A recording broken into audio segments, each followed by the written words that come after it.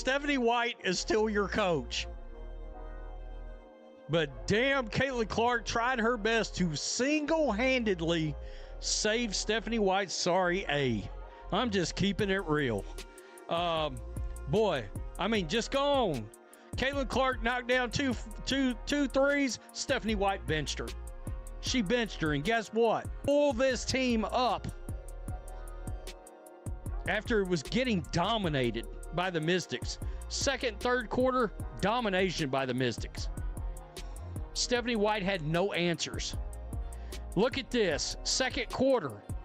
Look at this. 28-21 is where we was at headed into the second. 20-9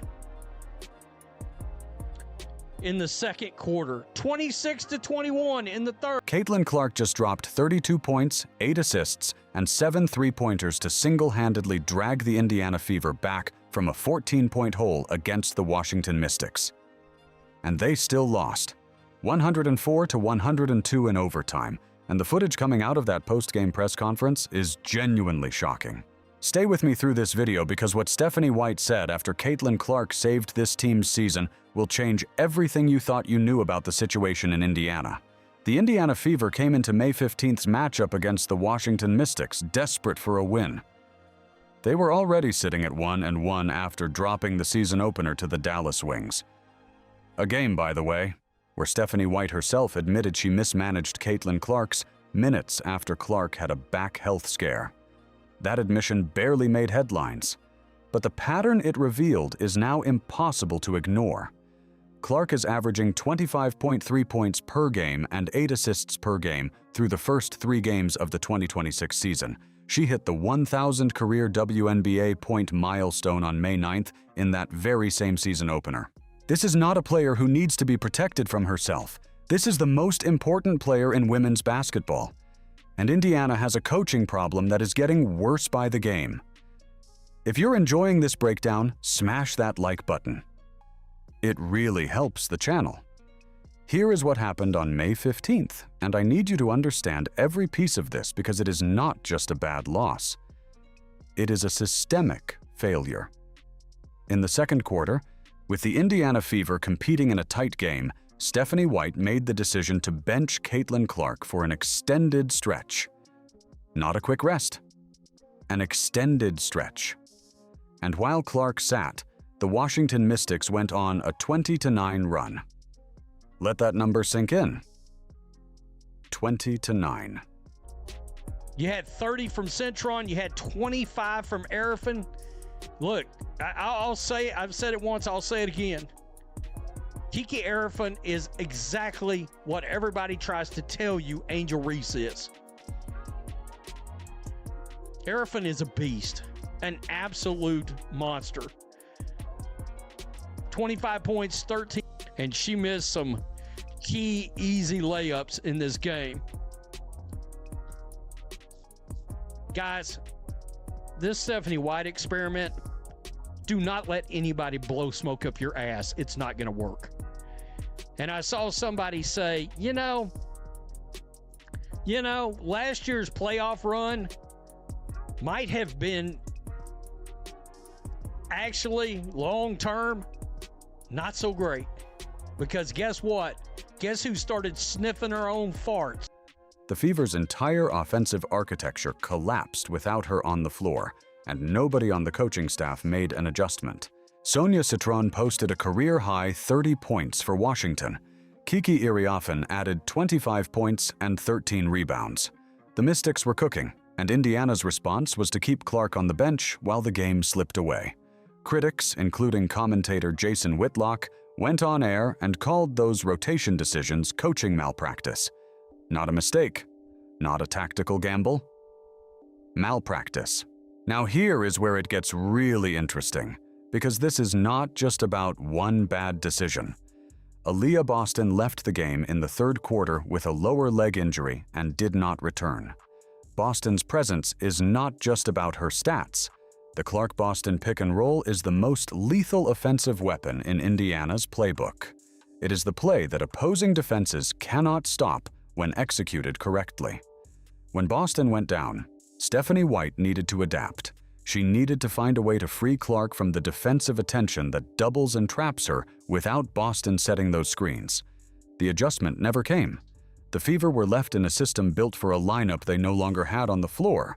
And then, Caitlin Clark decided she was going to win this game herself. 17 points in the fourth quarter alone. 17. Clark went to a different level that nobody was ready for. She hit a three-pointer with 1.7 seconds remaining in regulation. With 1.7 seconds on the clock, to tie the game and force overtime. The entire arena erupted. Fever fans had something to believe in again. The comeback was real. The will was there. And then Indiana lost in overtime anyway. Just put on one of the greatest fourth quarter performances in WNBA history to carry her team to overtime. She was 5 of 7 from three-point range for 17 points in 9 minutes. Berserk. By the way, Stephanie White still benched her a couple of times at some very strange moments. Very strange moments. I gotta tell you. Let's roll it. Let's roll it. Where she's most dangerous. Caitlin just went bonkers. And she hit some of her long, patented logo threes tonight, folks. 104 to 102. What Stephanie White said after the game is where this story becomes genuinely infuriating. Asked directly about Caitlin Clark's heroics, White told reporters, "I thought our whole group showed resilience in that rally. We showed the ability to make tough shots. We had some really good time and score execution moments. Offensively and defensively in those moments, we just have to have more of it consistently." The whole group, that is the quote. Caitlin Clark put the team on her back for 37 minutes, hit a tying three-pointer with less than 2 seconds left, and the head coach's response was to credit the whole group's resilience. She separately acknowledged defensive failures by saying, "This is on us as coaches, this is our responsibility." But the direct acknowledgement of what Clark specifically did, absent. Not there. This is not the first time. Reports from College Football Network. Com highlighted the contrast between the effusive praise Stephanie White gave Kelsey Mitchell in past seasons compared to her measured, almost distant responses about Clark in 2026 press conferences. Fans and analysts on social media identified it immediately. The phrase that spread everywhere was this: Stephanie White appears to be allergic to complimenting Caitlin Clark. And that is a massive problem. Not just optics, a real functional coaching problem. Now here's the part that nobody is talking about, the championship window question. Indiana Fever is currently 1-2 on the 2026 season. 2 of those losses were preventable. In both cases, coaching decisions have been cited as contributing factors. In the season opener against Dallas, White admitted to mismanaging Clark's minutes.